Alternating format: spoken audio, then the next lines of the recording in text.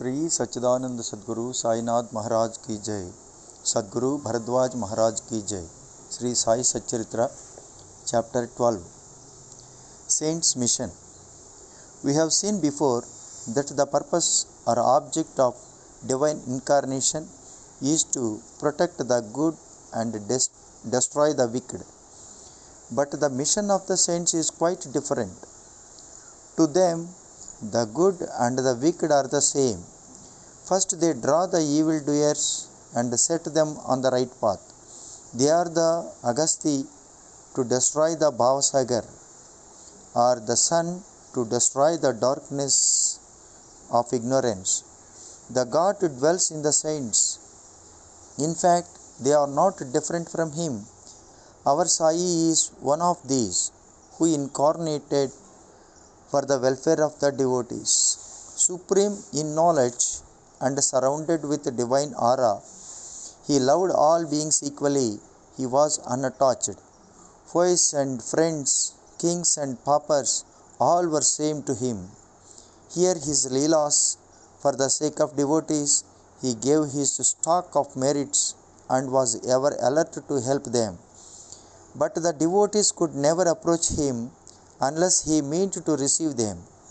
If their appointed time did not come, they did not remember Baba, and His Leelas could not reach their ears.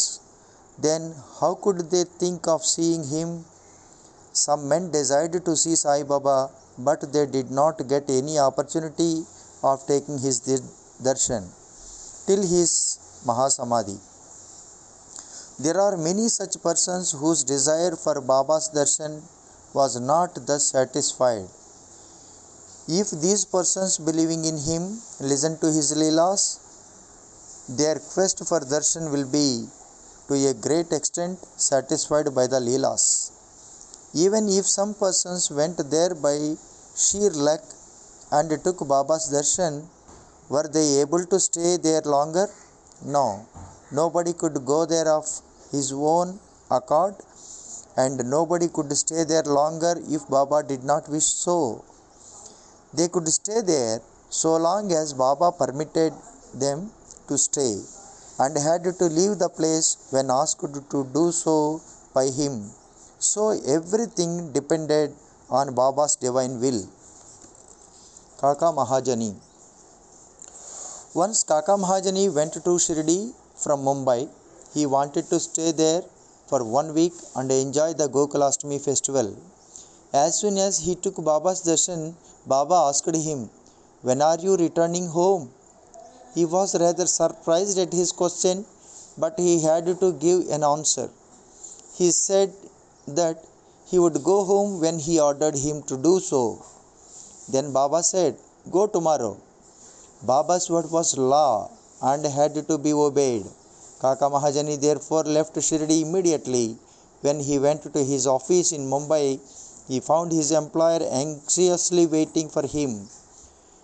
His Munim, that is the manager, suddenly fell ill. Hence, Kaka's presence was absolutely necessary.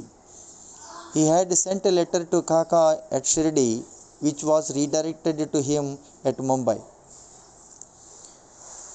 Babu Sahib Domal. Now listen to another story. Once Babu Sahib Domal was going to Nifad for a case. On the way, he came to Shirdi, took Baba's darshan and wanted to proceed to Nifad immediately. But Baba did not permit him to do so. He made him stay at Shirdi for a week or more. In the meanwhile, the magistrate at Nifad suffered intensely from pain in his abdomen, and the case was adjourned. Mr. Domal was then allowed to go and attend to his case. It went on for some months and was tried for 4 magistrates. Ultimately, Mr. Domal won the case and his client was acquitted. Mrs. Nimonkar. Mr. Nana Sahib Nimonkar, Watandar of Nimon and honorary magistrate, was staying at Shirdi with his wife. Mr. and Mrs. Nimonkar were spending most of their time in the masjid with Baba and serving him. It so happened that their son fell ill at Belapur, and the mother decided, with Baba's consent, to go to Belapur and see her son and other relatives and stay there for a few days. But Mr. Nana Sahib asked her to return the next day. The lady was in a fix and did not know what to do, but her god Sai came to her help. While leaving Shirdi, she went to Baba, who was standing in front of Sateswada with Mr. Nana Sahib and others, and prostrated at his feet and asked his permission to go. Baba said to her, Go quickly, be calm and unperturbed. Stay comfortably at Belapur for 4 days, see all your relatives, and then return to Shirdi. How opportune were Baba's words! Mr. Nana Sahib's proposal was overruled by Baba's decree. Mule Shastri of Nasik. An orthodox Agnihotri Brahmin of Nasik, Mule Shastri, who had studied the 6 Shastras and was well versed in astrology and palmistry, once came to Shirdi to see Mr. Bapu Sahib Bhuti, the famous millionaire of Nagpur. After seeing him, he and others went to see Baba in the masjid. Baba bought various fruits and other things from vendors with his own money and distributed them to the people present in the masjid. Baba used to press the mango on all sides so skillfully that when Baba sucked it, he got all the pulp at once in his mouth and could throw away the seed. Plantains were peeled off by Baba and the pulp was distributed to the devotees, while the skins were retained by Baba for himself. Mule Shastri, as a palmist, wanted to examine Baba's palm and asked him to extend his hand. Baba ignored his request and gave 4 plantains to him. Then they all returned to the Vada, and Mule Shastri bathed, wore fresh clothes, and started his routine duties, that is Agnihotra, etc. Then Baba, as usual, started for Lendi and said, Take some geru. We shall today don saffron colored cloth. None understood what Baba meant. Then after some time, when Baba returned and preparations for the noon arati were being made, Bapu Sahib Jog asked Mule Shastri whether he would accompany him for the arati. He replied that he would see Baba in the afternoon. Baba sat on his seat, was worshipped by the devotees, and arati commenced. Then Baba said, Get some dakshina from the new Brahmin.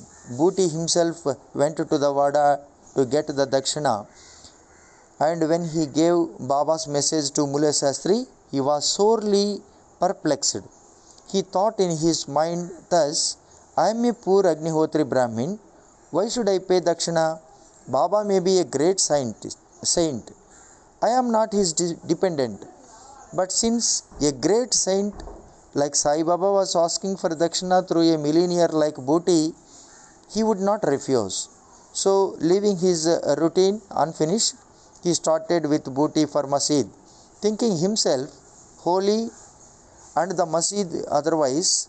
He remained at a distance, and after joining his palms threw flowers at Baba from there.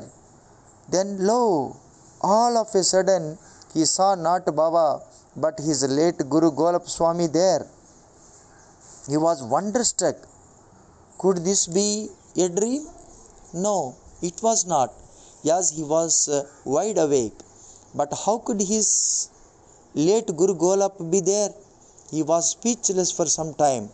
He pinched himself and thought again, but could not reconcile to the fact of his late Guru Golap being in the masjid. Ultimately, leaving aside all doubt, he went up, fell at his Guru's feet, and then stood there with folded hands. Other people sang Baba's Arati, while Mule Shastri chanted loudly his Guru's name. Then, casting off all pride of caste and sacredness, he fell at his Guru's feet and closed his eyes. When he got up and opened his eyes, he saw Baba asking for dakshina. Seeing Baba's blissful form and his inconceivable power, Mule Shastri forgot himself. He was extremely pleased. His eyes were full of tears of joy. He again saluted Baba and gave the dakshina. He said that his doubt was removed and he saw his own Guru. On seeing this wonderful Leela of Baba, all the people, including Mule Shastri, were much moved and they realized the meaning of Baba's words. Bring Geru, we shall don saffron colored clothes. Such is the wonderful Leela of Baba. A doctor. Once a Mamaltadar came to Shirdi with a doctor friend of his. The doctor said that his deity was Ram and that he would not bow before a Muhammadian, and so he was unwilling to go to Shirdi. The Mamaltadar replied that nobody would press him to bow down, so he should come and give the pleasure of his company. Accordingly, they reached Shirdi and went to the masjid for Baba's darshan. All were wonderstruck to see the doctor going ahead and saluting Baba. They asked him how he forget his resolve and bow down to a Musalman. Then the doctor replied that he saw his beloved deity Ram on the seat and he therefore prostrated himself before him. Then, as he was saying this, he again saw Sai Baba there. Being dismayed, he again said, "Is this a dream? How could he be a Muhammadian? He is a great Yoga Sampanna, full of Yoga avatar." Next day, he made a vow and began to fast. He absent himself from the masjid, resolving not to go there until Baba blessed him.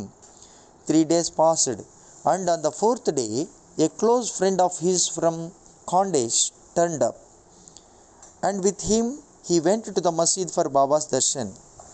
After the salutation, Baba asked him whether anybody had gone to call him that he had come.